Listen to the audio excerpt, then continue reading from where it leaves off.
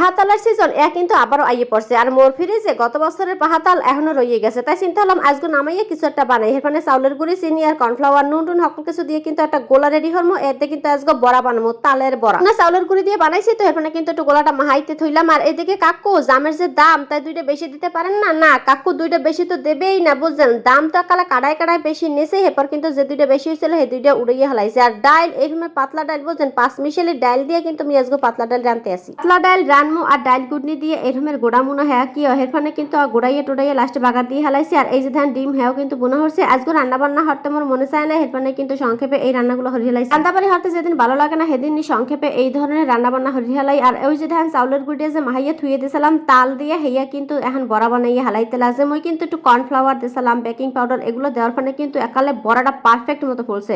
আর দেখেন কতটা সফট হয়েছে, কি পরিমাণ। যদিও তালের পিঠা আমার অনেক বেশি পরিমাণে পছন্দ দেখেই কিন্তু আমি বছরের পর বছর সংরক্ষণ করি, বুঝছেন? মানে এক বছরেরটা আর এক বছর সংরক্ষণ করি।